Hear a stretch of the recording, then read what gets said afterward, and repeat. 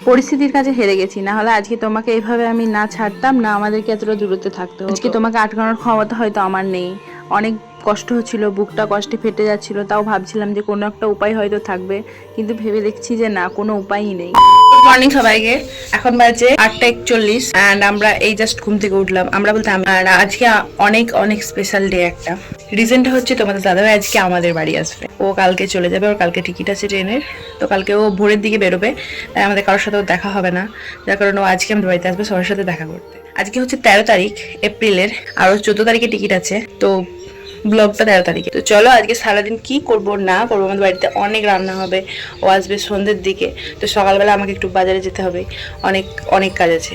আমার মা সকাল থেকে খুব এক্সাইটেড, জামাই আসবে, এদিকে ঘুরো, হ্যালো জামাই আসবে, খুব খুব এক্সাইটেড সকাল থেকে।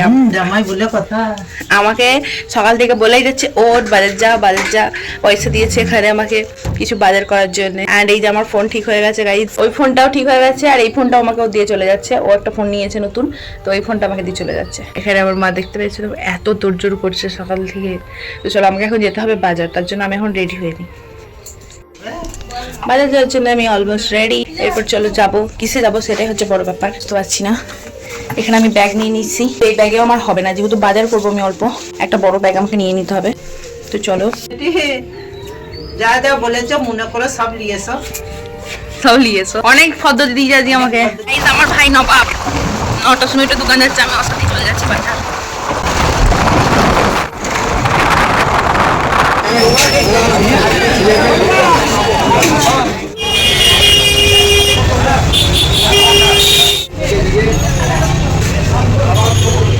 বাজার করা আমার কমপ্লিট, বাজার আমি পাঠিয়েও দিয়েছি বাড়িতে, মা রান্না করবে। আমি এখানে দাদার দোকানে বসে বসে ওয়েট করছি আমার লোকটা আসবে বলে।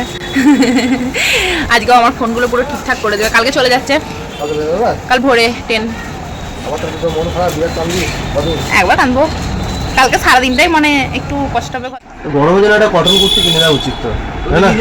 হ্যাঁ এটা হ্যাঁ, 3 পিসটার জন্য আমি বলার জন্য বলছিলাম।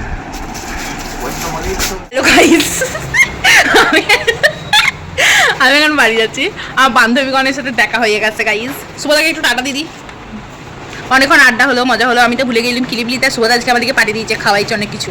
থ্যাংকু থ্যাংকু, চ টাটা।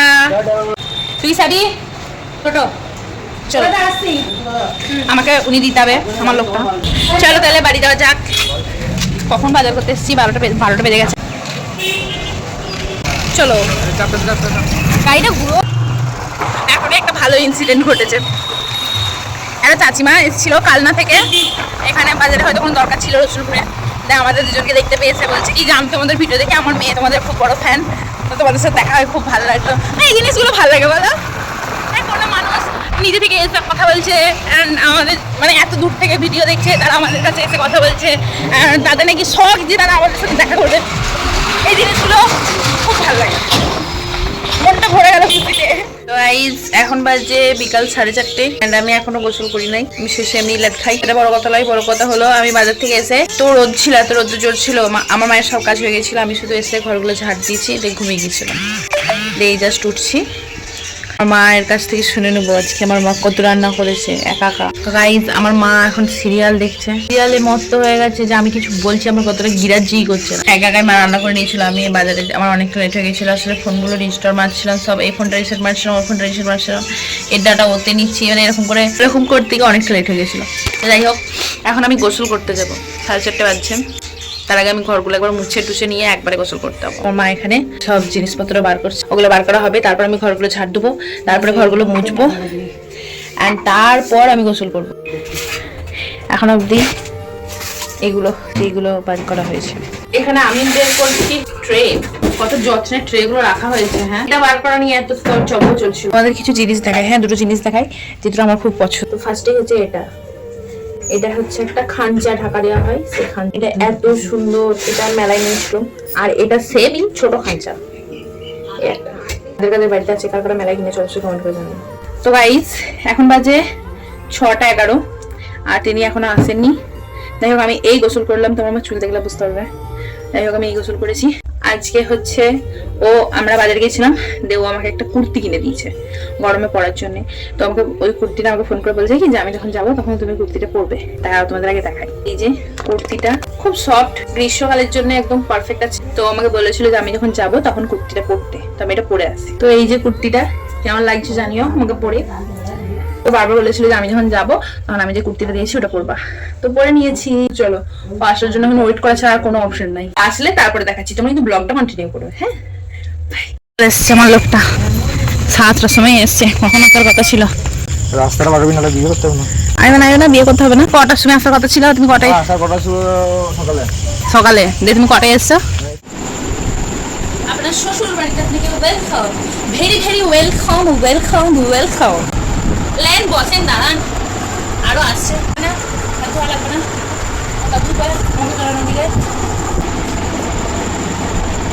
তোকে জলা দিতে এসছি।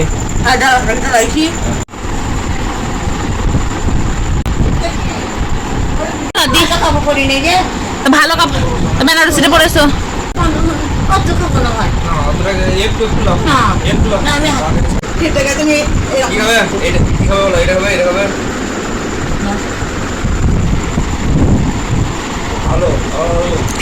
এই বাবা না, ও অত তো দিবে না লগুন দিয়ে। খাবার এখনো পড়ে রইলো যে, তুমি আলা হয়ে গেছে, হাত পা মেলে বসে পড়েছো একদম। তুমি শ্বশুর ঘরে আছে, তোমার একটু মান সম্মান নাই? একটা জিন্সের ট্যাক্স শুট পরে চলেছো, তুমি ট্যাক্স শুট পরে চলেছো, ওর কোনো ব্যাপারই নয়। Heavy relax. আমাকে আমার মামা আদা দিয়েছে, বলছে তুই যদি আজকে আসতিস তুইও তো খেতেই চলে গেলি চাইতে। মোটামুটি লিখছে লাইটটা লেগে। আমাকে বাজিয়ে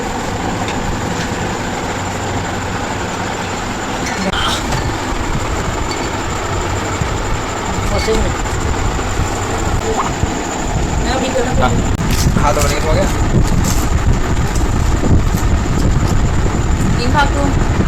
চাটা ঠিক আছে, চাটা কি করেছে?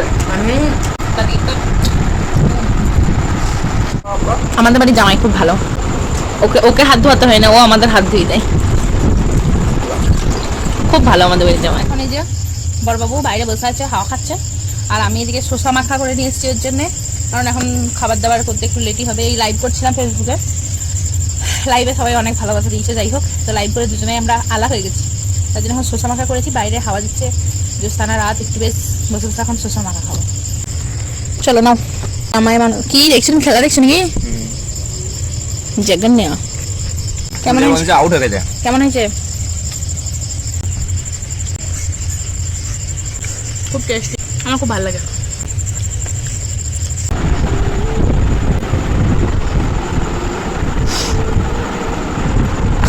গান শুনে হচ্ছে তো কি করতে চাইছো? উঠে গেছো? তুমি চলে যাবে, তোমার সব মেহেন্দি করে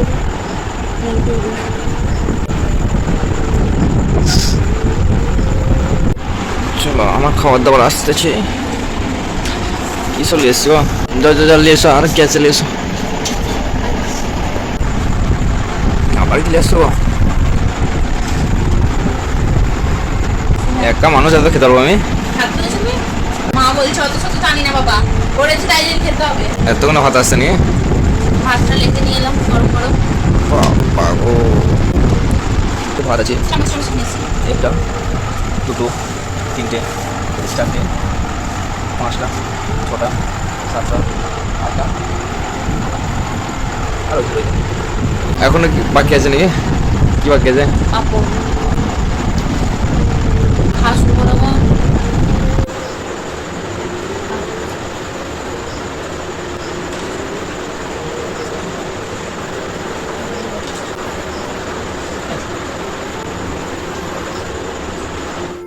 খাওয়া দাওয়া করি ফেরি করেছে, আর 1 মিনিটও দাঁড়াই নাই,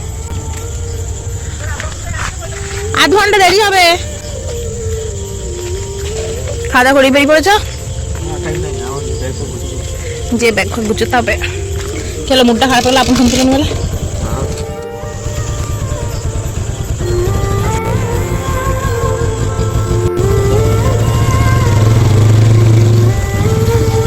তখন সেই পরিস্থিতিতে আমার কথা বলার মতো অবস্থা ছিল না, মানে আমার বুকটা রীতিমতো ফেটে যাচ্ছিল।